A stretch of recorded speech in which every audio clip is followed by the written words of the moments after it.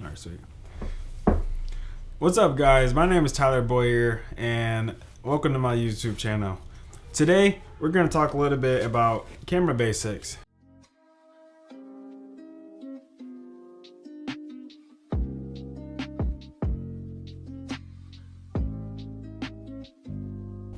Where do we start with all of this?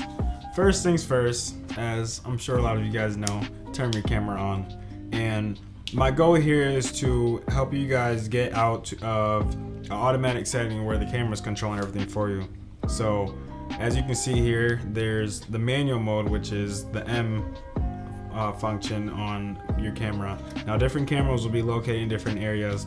This is a Rebel T6, a camera that I actually started shooting photos with when I first started before I upgraded my camera.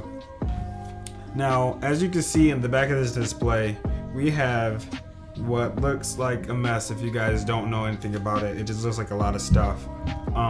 Now, there's a little display button right there on this camera, which will be located in different cameras in order to see that display pop up. Now, to start things off, we have 3 different functions that are kind of the base to getting a good photo. If you know these 3 and can master these 3, that's kind of all you really need to know to get a good photo. Now, to get certain specific things, obviously learning more and different methods and things like that will help you get that. But as far as for now, just learning these 3 things will definitely get you going in manual mode. And those 3 things are your shutter speed, f-stop, and ISO. Now, in that exact order is how we generally adjust our camera settings. But let's start things off. We start off with our shutter speed. And our shutter speed is what affects the camera blur as far as like motion blur. So the more shaky our hand is, the more it will show or disappear, and that's adjusted by the number that we have on here. As you can see, it says 1/225. You can adjust it, and the higher the number, the faster the shutter speed. And the faster the shutter speed, the less camera blur or camera shake you see in the photo. The lower, the more you see in it. Now, 125 is pretty much the lowest base you can go, like handheld. You can go lower, but that's the base you can go where you're gonna get a pretty sharp image. Anything lower, you probably want to use like a monopod, tripod, or if you have a really steady hand, maybe you can drop down to 180 or whatnot. The next step we go to is our f-stop. Our f-stop adjusts our depth of field or our range where the camera has to focus. Now, the higher the number, the more that plane opens up. The lower the number, the more shallow it gets. And as you can see, if I put this photo up right here, a picture of my sister's face, you will see if I have it down to 1.8, it will have her eye in focus, and her nose and her back of her face is very much not in focus. If I take a picture of this carpet here, as you can see, there's a very thin strip that's in focus, and everything else is not. That's a very narrow depth of field. Now, if I move it up further, the aperture, bring it up higher, as you can see, the picture, more of it's in focus because I brought the aperture up higher. So my plane opens up. Now, the lower the number, the more light you let in. The higher the number, the less light you have to work with. So is it always good to have a low number because you need light? Not really. If I'm taking a picture of a landscape or outside where I want to make a nice portrait of just the environment, a higher f-stop will be needed because you want to get everything in focus. Your next setting there, which I mentioned, was your ISO. And what the ISO does is that adjusts your grain, or what's called noise, of the image. Also affects your light. The lower the number, the darker the image. The higher number, the more light you're gonna let in, but also the more noise or grain you're gonna have in the photo. I'll put a demonstration of what that looks like when you have a lot of noise in there, but you can also get a lot of light out of the image. The lower that ISO, the less light, but the more sharper the image is gonna be. Now, the general rule is that 100 is the sharpest, but the claims are that some cameras will perform better at specific ISO, which you would have to look up for your specific camera. Now, putting all 3 of these together, like I had mentioned, we always start off with our shutter speed. Our shutter speed, we figure out how can we get the most light with getting as clear of a picture you can without camera shake. Now once you get that, if you need more light, then you move on to your f-stop. Now your f-stop, you bring it as low as you can with getting as much light as you can, but still fully getting your subject in focus, unless you need the background to be in focus. If I'm taking bigger pictures of a group, I'm gonna make my f-stop higher to get all of them in focus. If I'm taking pictures of an individual, I might lower it unless you want the background in focus as well.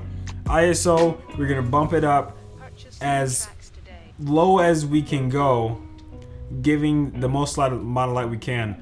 Now, the more light you have giving in the subject, in the area, you can actually bump ISO higher if you have more light there, and it will look sharper than if you were to have less light and bump it to the same ISO setting. That's because the more light, the more information is able to light the pixels up a little bit better in the camera.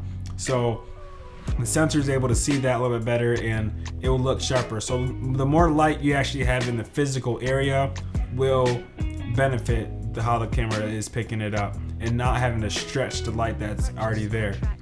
Now on this camera, I'm showing how all this stuff is adjustable in here, but you'll be able to do that differently on different cameras. They're not all the same. For this camera, it's very simple. You have a dial here that is able to adjust all your settings individually. So without clicking any button, the dial here adjusts your shutter speed, which most cameras are the same exact way.